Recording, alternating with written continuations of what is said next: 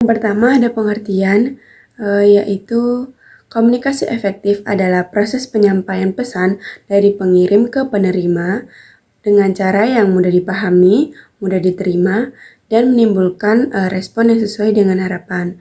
Pada komunikasi efektif ini, kita minimal perlu melibatkan 2 orang untuk berkomunikasi.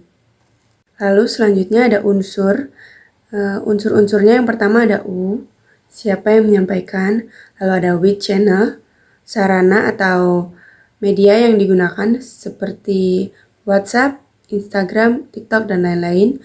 Lalu ada what, apa yang ingin disampaikan. Lalu ada to, whom, siapa penerimanya atau kepada siapa kita menyampaikan. Lalu yang terakhir ada effect, dampak apa saja yang terjadi ketika kita menyampaikan pesan. Contohnya seperti reaksi, lalu paham tidaknya penerima. Lalu ada proses komunikasi kontemporer, yaitu yang pertama ada komunikator yang menyampaikan atau si pengirim, lalu ada pengkodaan, bahasa nonverbal yang ditunjukkan supaya dipahami penerima, seperti bahasa tubuh. Lalu ada media atau sarana penyampaian pesan. Lalu ada penguraian, proses memahami pesan yang diterima dari pengirim. Lalu ada penerima pesan, orang yang dikirim pesan atau si penerima.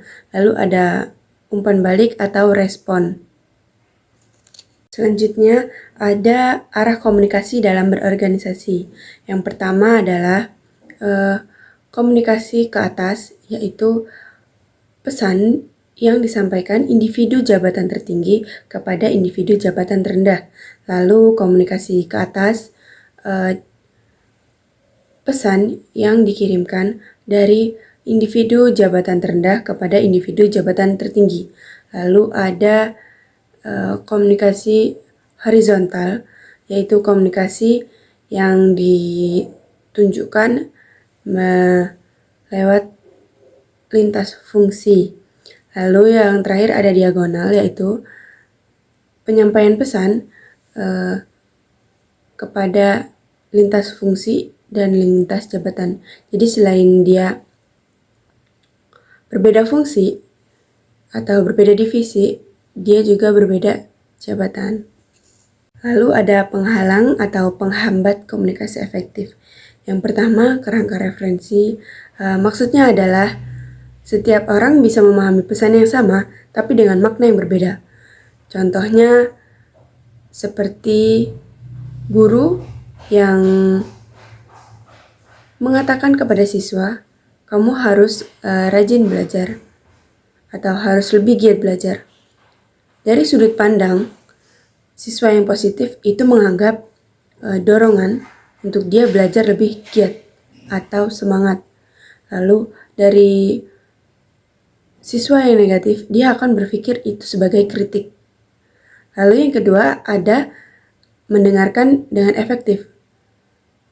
Maksudnya adalah dia hanya mendengarkan satu informasi tanpa memilih info-info yang lain. Jadi dia hanya mendengar sesuai dengan keyakinan atau pendapat dia sendiri. Lalu ada pertimbangan nilai. Dia langsung menolak atau menyetujui pesan terlalu cepat tanpa memikirkan atau memahami makna-maknanya. Lalu yang terakhir ada kredibilitas sumber, yaitu tingkat kepercayaan penerima kepada pengirim.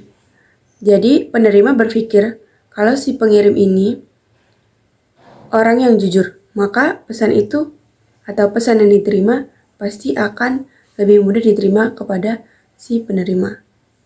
Lalu selanjutnya ada meningkatkan komunikasi. Yang pertama menindaklanjuti, yaitu memastikan penerima mengerti atau memahami dengan pesan yang kita sampaikan.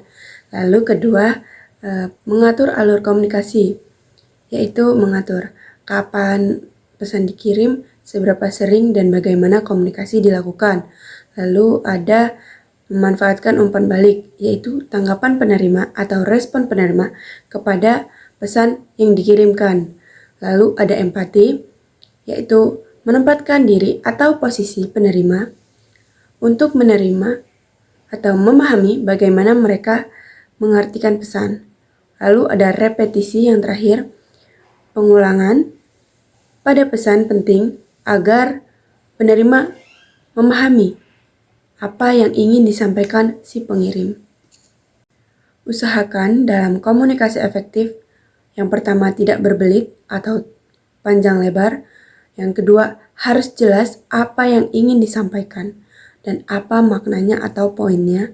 Lalu yang terakhir dapat bertanggung jawab atas apa yang disampaikan sesuai tidaknya dengan keadaan dan sumber yang ada. Lalu ada manfaat komunikasi yang sangat berguna ketika kita berorganisasi atau bekerja nanti. Lalu, dalam komunikasi efektif perlu adanya komunikasi verbal dan nonverbal. Komunikasi verbal yaitu komunikasi yang dilakukan dengan media mulut atau lisan atau tulisan.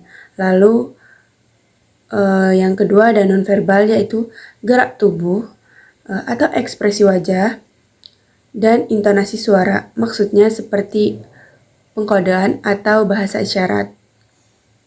Yang terakhir ada kesimpulannya. Jadi kesimpulannya, proses komunikasi efektif ini adalah proses penyampaian pesan dengan cara jelas, tepat, dan mudah dipahami sehingga pesan yang diterima sesuai dengan yang dimaksud. Lalu, agar komunikasi berjalan efektif, diperlukan kemampuan mendengarkan, empati, kejelasan berbicara, penggunaan bahasa yang baik dan benar atau sesuai, lalu sikap saling menghargai